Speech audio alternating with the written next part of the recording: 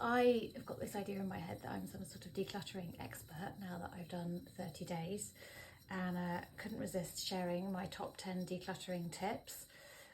You know, because pretty soon, well, pretty much after this and the gifts of the decluttering, that will be it from me on the decluttering front.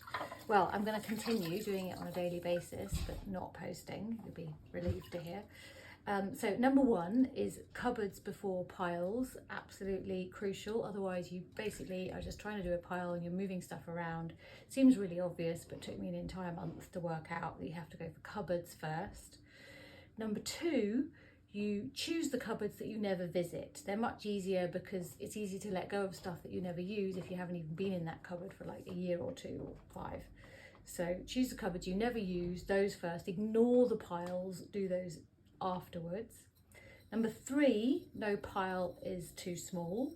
I think it's really important if you're just going to commit to doing something every day, and it's not like I haven't decluttered before. I've been doing this for years, but never really effectively as this month. And just this idea that no pile is too small has really enabled me to just start. And once you start, it's kind of easier to do it. Number four, tell everyone you're doing it. This worked really well for me, slightly embarrassing, slightly being the operative word. You see, here I am again, trying to clean this jar. It's clearly, anyway, yeah, tell everyone you're doing it, because that's the only reason that I actually got it done, was because I told everyone I was doing it. So, and if you don't want to tell everyone, at least tell someone so that you're accountable. I think that's crucial, because a lot of people were kind of enthusiastic and then did bits, but I mean, I'm sure some people probably did loads more than me, but I think, you know, that brings me on to number five, which is commitment. I think that's like the key, really, committing to, what I did was a pile a day, but I think committing to half an hour a day is probably better, because then you don't feel like you have to finish the whole pile, you're just committing to half an hour a day. So I'm going to try that now.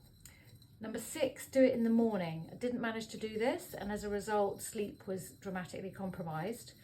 Hence, the next 9 days is all about deep, dark winter sleep for me, going to bed early. That's my priority, is rest before spring. But I do think moving forwards, the ideal thing is to do it in the morning, because I seem to find that the only things I get done are the things I do first, basically. Number seven is no toxic chemicals in blocked loos. Yeah, that was a terrible idea. I mean, getting rid of toxic chemicals is a nightmare, whatever you do.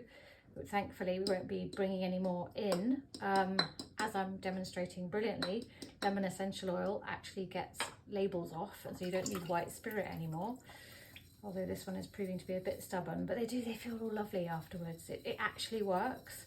So it's great, because I don't need white spirit in the house anymore. Anyway, that was number 8, that lemon essential oil gets labels off jars, which is very useful. But number 7, going back to that, yeah, so put all these toxic chemicals down the loo.